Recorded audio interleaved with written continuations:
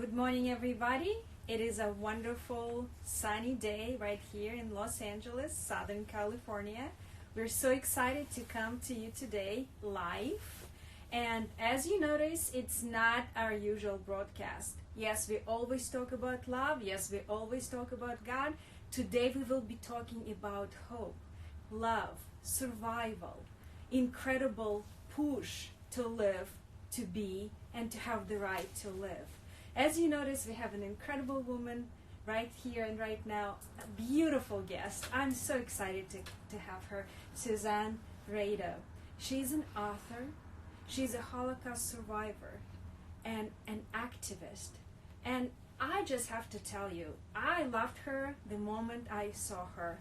What a beauty inside and out, and a story to tell.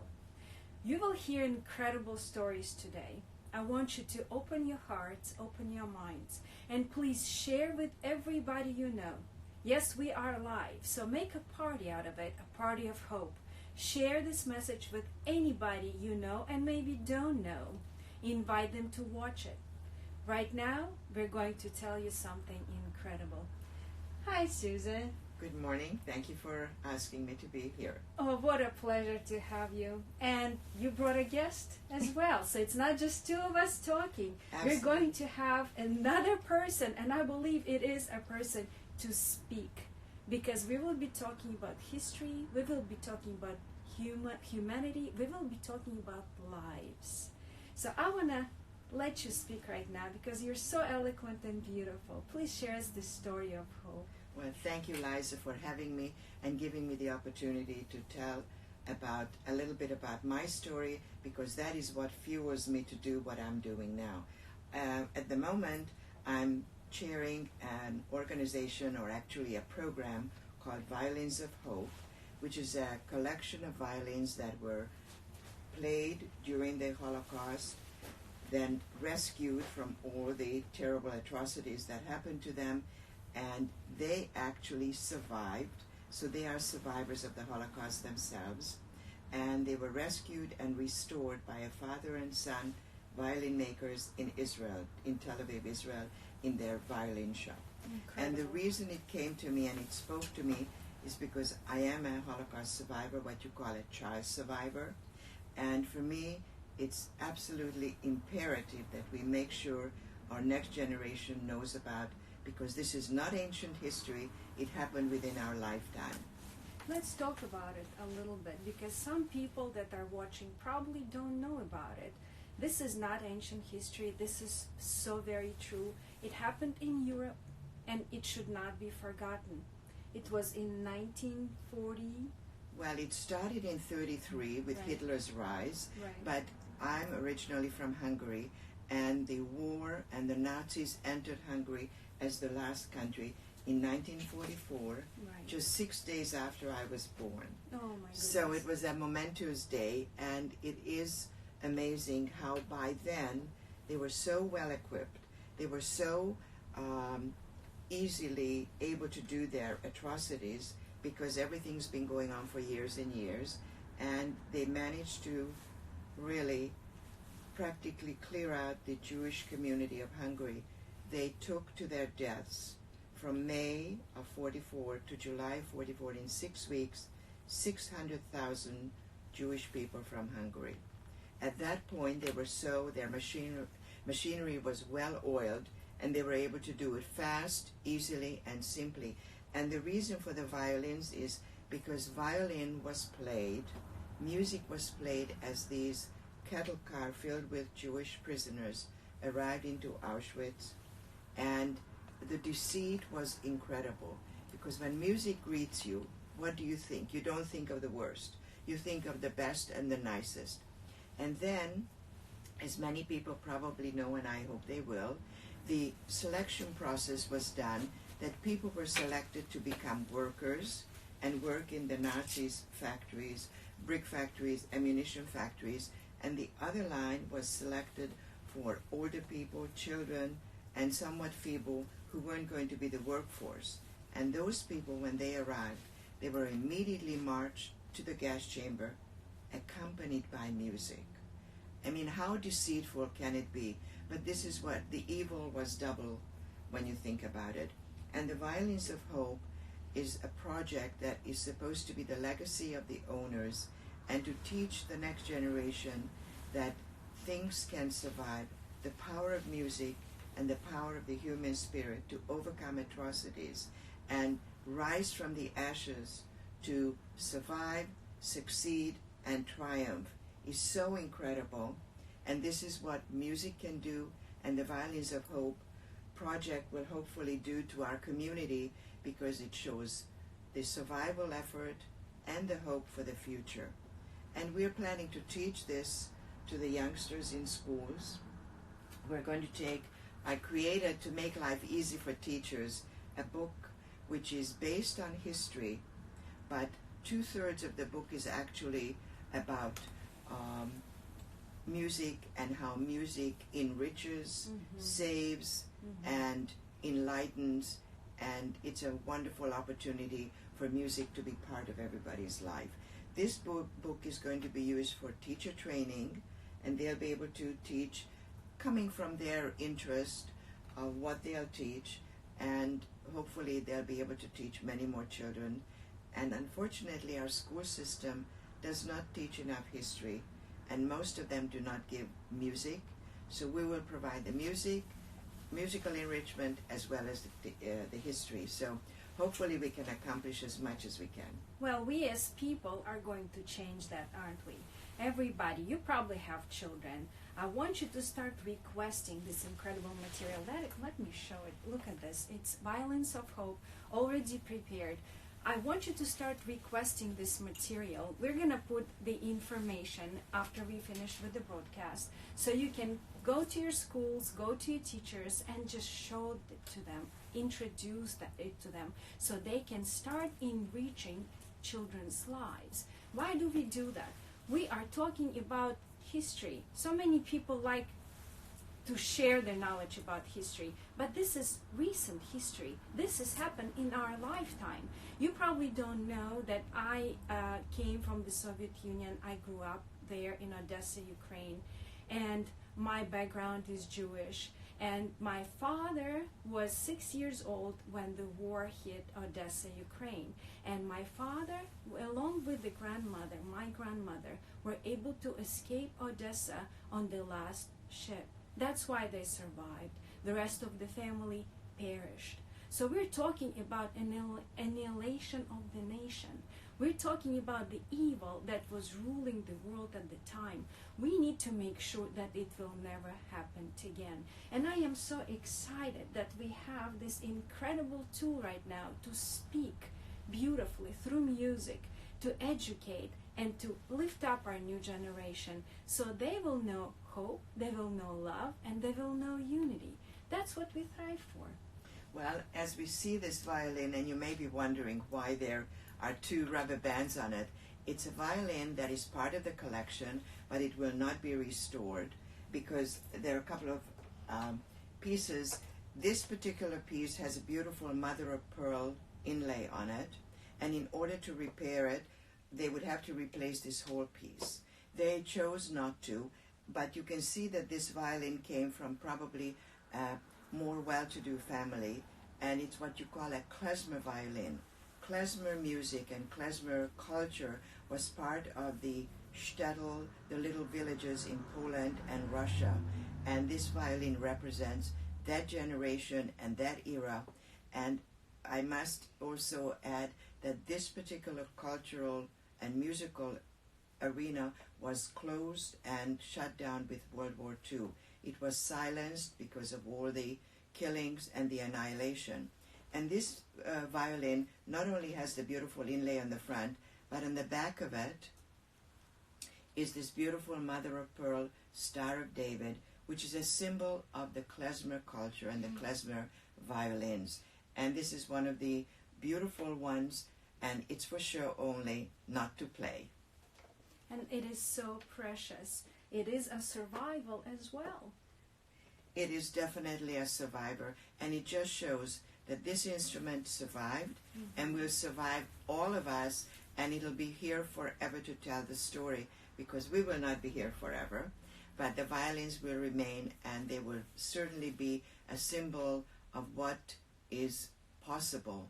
It's the desire to live and the desire to show. As a matter of fact, I'd like to share something that is very poignant.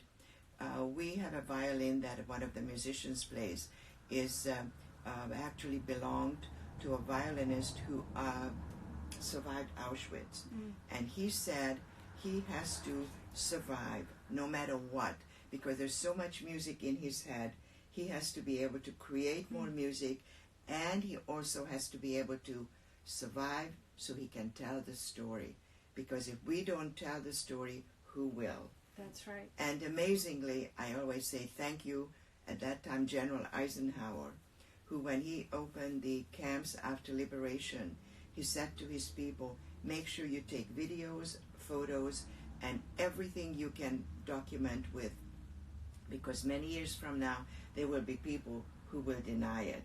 Oh. And here we are, we're living the denial era. There are plenty of people with all the documentation, all the photographs, and all the survivor stories. They are still denying the existence of the Holocaust. So thank you, General Eisenhower, later becoming President Eisenhower. We need to preserve our history, and thanks to him, we have quite a bit of it. And why do we do it? We need to make sure it will never happen again. See, we are the same in the spirit, we're the same in the body. Whatever separates us should not stand in between us. We should reconcile our differences and live together as one, with hope, with love, with prosperity. We love this country. It gives us all the opportunity to do so. And that's why I want to ask our incredible host, Susanne, to share her personal story of survival. Well, I was born, as I said earlier, just 6 days before the Nazi invasion, and living with my mother because my father had already been taken by then, and living and managing to survive because it was just a survival opportunity, because there was very little food and very little to feed, and mothers in those days nursed.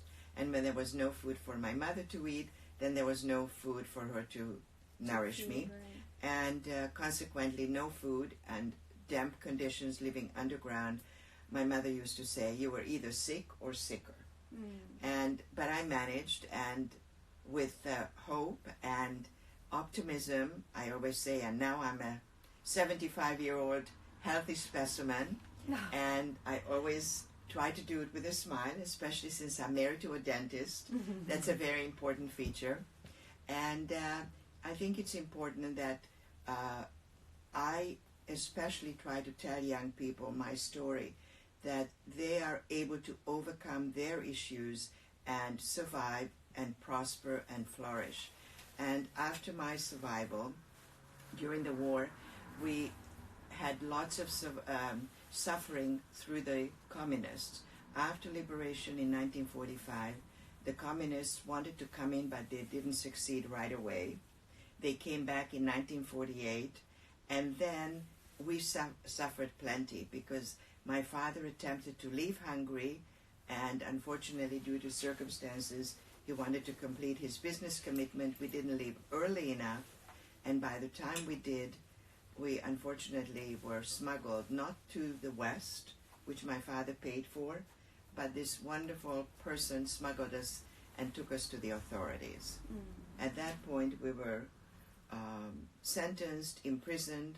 My parents were in for a year, and I, as a 5-year-old, was in for about 4 months.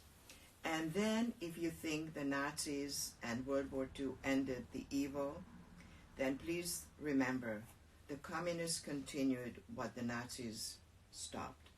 I was experimented with in prison, in the prison nursery.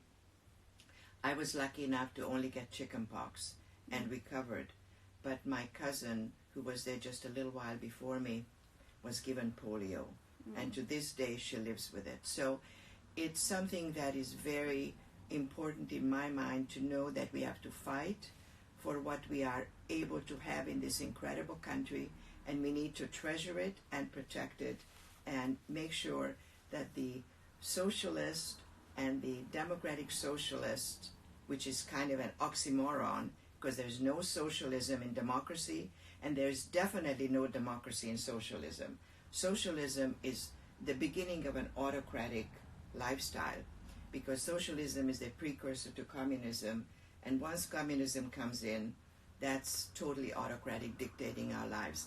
And unfortunately, unless we make it our business to tell people, how will they learn? Because the news media, unfortunately, does not tell them. And we who have experienced it, lived through it, we have to be the one to make sure that we give the world the information. And it's interesting, most of us who came from another country and have lived under socialism and communism, we appreciate everything this country offers. And other people who have not experienced it and perhaps only have heard about it from books can't quite understand. And when our politicians, the people running for office, are telling, we're going to give you this, this, and this, or the handouts, who wouldn't want to take it? We all want to take advantage of the offers and the giveaways, but someone has to be able to tell these people where and who will pay for that. It just doesn't come from heaven, unfortunately, and heaven and earth, but we need to be practical. Life is not a dream. Life is more practical and realistic. I agree with you on so many points, and I lived socialism. I don't recommend it. I was lucky enough, I believe it was God who brought me here, but I was lucky enough to come here with my entire family in 1993 as Jewish refugees. We were able to come to our dreamland, to America, and we appreciate it every day. Every morning when I wake up, I thank God that I live in a country with freedom, where we can express ourselves, when we're not afraid to say a joke for which we will be put in prison, where we can actually have a dream, where we can have property, when we can have businesses. That's what people don't understand. When you didn't live socialism, you think it's all rosy. Yes, we did have free health care, but what you need to know, people had to go to the hospital to die because you had to still bribe a doctor and you had to bring your own medicine with you. They had absolutely nothing at the hospital to treat you with. And honestly, they didn't even want to because they were not compensated for it. So this is the thing that you need to understand, that socialism makes everybody equal, but equally poor. We live through this and we don't recommend it. So right now, we want you to start thinking about it. We're not trying to give you a political message today. We're trying to give you a life message today. Message of survival, message of hope, message of happiness. And happiness is incredibly powerful in this country. I know when I arrived, I know how when I saw the very first palm tree, I was crying my tears out. I didn't know how excited I would be when I would arrive. And when we just landed first in New York, I already had friends that met us there, and it was before 9/11. They were able to come and meet with us before we had to board the plane to Los Angeles. They brought Tropicana juice, orange juice, and just the regular bread, probably from Ralph's, just to feed us, to hold us over. And when I tried this Tropicana juice, I thought it was nectar from heaven. You know why? Because it was very hard to get oranges. We had an orange probably once a year, and it was costing us a fortune. We were starving. Entire nation was starving when political leaders were living a good life. So I have to tell you, there is no equality in socialism. There is very hard life where you still need to survive, get together and feed each other. Many times I had to feed my friends because they were starving. So stories like this are real, and I just want you to listen to this. And when you say, so many people tell me, oh, that was during Soviet times. That was communist. Socialism is completely different. It's not going to happen to this country. Oh my goodness, it happened to many countries. They tried it in many countries. They still exist, and it was the same absolute blueprint everywhere. Unfortunately, socialism is the precursor to communism, and we have to know that it's not going to stop here and there. I had the good fortune to take several humanitarian missions to Cuba. Mm-hmm. And it was very interesting to go with a communist background, having lived it, and then go there and realize, and you cannot imagine how tough it is for an American-born lucky person to fathom how people live. They still live with rationing, Mm-hmm. and you can't speak aloud, and you can't say what you'd like to say, and it's really an unusual experience. And I was hoping that when I take people, because I could be blue in the face telling them, but if I took them, I thought maybe I can convince them because they'll see it firsthand. Well, for some, it didn't sink in, but I didn't give up, and hopefully they'll end up learning from it. But it is very important, and I'm happy to know that you had oranges. We didn't have oranges. When we came out from Hungary, we ended up going to Australia because my mother's brother and sister were there, so they were able to sponsor us. And even though we had gone to Australia and we were lucky enough to get out, I bless the moment I arrived in this country, because this is the land of opportunity, the land of everything, and many of us should be the ambassadors for information, because we love this country because we know how great it is. But unfortunately, youngsters don't learn American history. Mm-hmm. They don't learn civics. So how can you love your country if you don't know much about it? And this is one of the reasons I speak at the Holocaust Museum in Los Angeles, and I try to tell kids everything that happened. And I have a different way of telling the Holocaust story. I do a little of that, and then I bring my background to today to see where I came from and where I am today, so they see the whole thing in context. I think history should tell them and also give them the hope for future, but you have to know, because, as the saying goes, those who don't remember history are doomed to repeat it. And God forbid, we don't want our next generations to have to repeat any of what we've already experienced and luckily survived.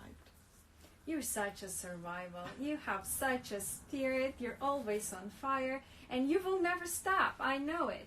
I will never stop. I am such a fighter for truth. I've been probably since I was born. It's just part of the spirit, because our people survived so much through generations.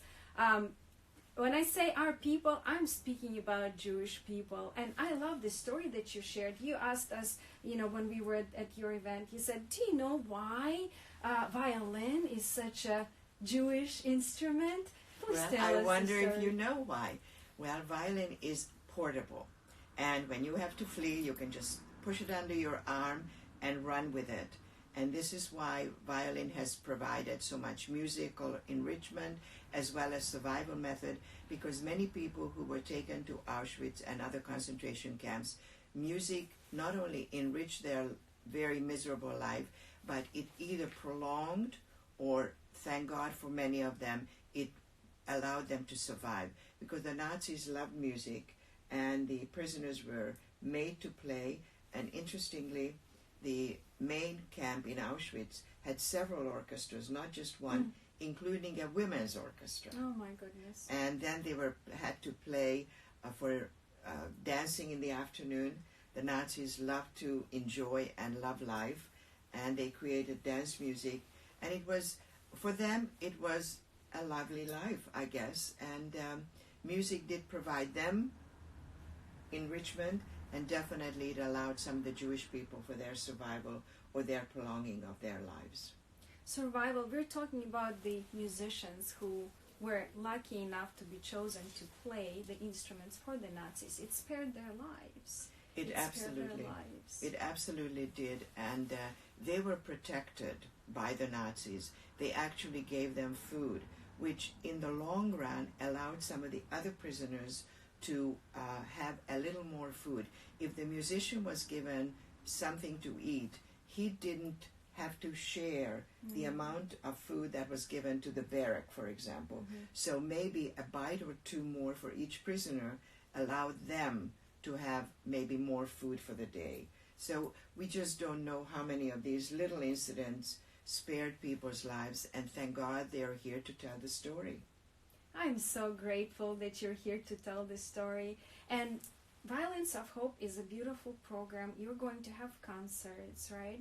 And it runs from, it's going to start very soon, right? Violins of Hope in Los Angeles will be in March, starting in March, That's for right. about 5 or 6 weeks.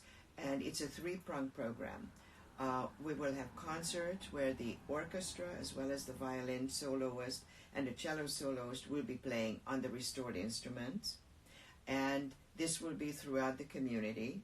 And then we will have the second half, which is really third, which is very deep and near my heart, is the educational program where we'll be going to schools and we'll take violins, the restored violins, and tell the kids the stories of the violins and the stories of the owners of the violins, to show how these violins survived and allowed their owners to have a better life. And then we'll take a musician to give the kids enrichment and pleasure of listening to the music. And the third, but not last, not the least important, is the exhibit at the Los Angeles Holocaust Museum, where there will be a a display of about a dozen instruments, most of the real moving, important instruments, one that survived Auschwitz and many other camps, and included with their history, so youngsters who visit and people who come and visit the museum will have a chance to have a up-close and personal experience with these instruments. It's precious. I truly believe it is precious to be able to see the history. I'm touching the history right now, right here. Just think about it. Somebody played, and when I imagine it, this person, Jewish person, playing the music, I just feel like the violin was crying. You know how they can make the violin cry? And it was the tears, but also the tears of hope, still hoping. I do believe they were still hoping for the life to continue, for their children to survive. And that's what we want you to understand. That should never happen again. Us as Christians, us as Jews, we need to get together and let this story be heard. So we need to make sure that Jewish people are protected. You need to stand up against anti-Semitism, because it only starts with the Jews. But in these concentration camps that we're talking about, there were gypsies, there were blacks, there were people who didn't look like Aryan enough. There were also political prisoners. They were all exterminated. Yes, Jews were the main part of it, but it never ends with the Jews. That's how it was in the Soviet Union as well. During Stalin's time, they started with the Jews. Even after their war, like not enough were killed. But then so many political prisoners were exterminated as well because of the system that was instilled and up in operation. So right now, I want to encourage you, after we're done, please share this podcast. Please invite everybody you know to hear about it and tell them about this incredible program, Violins of Hope. We will post all the information. You can buy tickets and go and listen to this beautiful music, incredible music. It will uplift your spirit, but also educational part of it is so important.